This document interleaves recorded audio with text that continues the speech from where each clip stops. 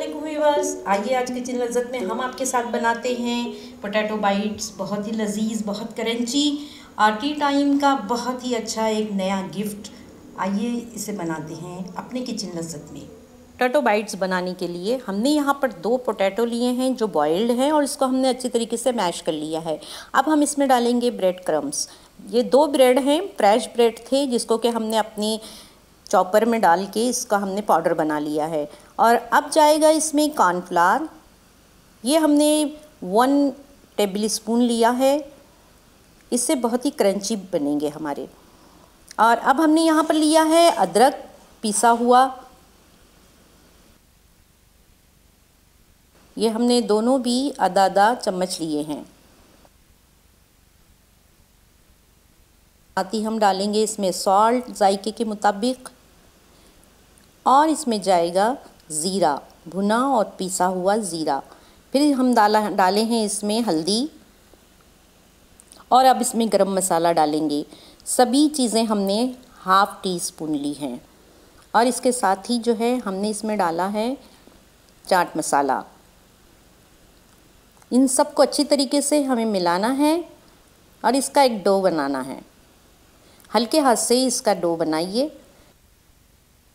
देखिए ये डो बन चुका है। इसको हम स्क्वायर शेप में बाइट बनाएंगे, क्योंकि पोटैटो बाइट जो है स्क्वायर शेप में ही अच्छे लगती हैं और ऐसे होते हैं कि एक बार में इंसान इसको खा लेता है।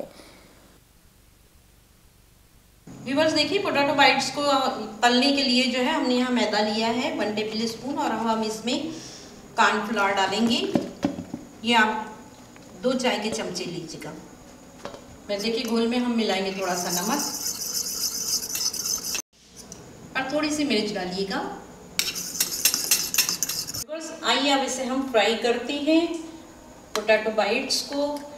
यहाँ हमने पेस्ट लिया है मैदा और कॉर्नफ्लावर का, और यहाँ हमने ब्रेड क्रम्स लिए हैं। घोल में पहले इसको डिप करिए।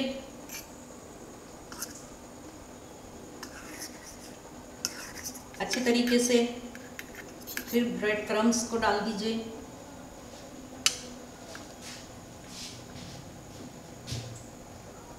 ऑयल गर्म हो गया है, इसमें हम डाल रहे हैं बाइट।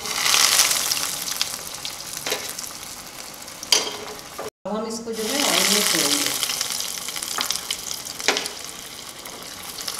ऑयल को जो है मीडियम फ्लेम पे रखिए। देखिए बहुत ही अच्छे से बनकर तैयार हो रहे हैं। ब्राउनिश होने तक जो है इसको अच्छे तरीके से तलिए। टर्न कर लीजिए इसका। व्यूअर्स देखिए, ये बहुत ही लजीज और क्रंची बनकर तैयार है पोटैटो बाइट्स। इसको इसी तरीके से बनाइए, बच्चे बहुत खुश होंगे। मेहमानों की ज़ियाफ़त कीजिए, टी टाइम में यूज़ कीजिए, और साइड डिश के तौर पे भी आप जो है मेहमानों के साथ इसे शेयर कर सकते हैं। अपने फ्रेंड्स के साथ ज़रूर इसे शेयर कीजिएगा। इस रेसिपी को बहुत लजीज बनती है, और इसे केचप के साथ जो है आप यूज़ कर सकते हैं, और भी किसी चटनी के साथ भी आप इसको खा सकते हैं। अगर ये रेसिपी अच्छी लगे तो सब्सक्राइब ज़रूर कीजिएगा चैनल को, और बेल आइकन को ज़रूर दबाइए ताकि आपको हमारी रेसिपी सबसे पहले मिले। हमें दुआओं में याद रखिए। अस्सलाम वालेकुम।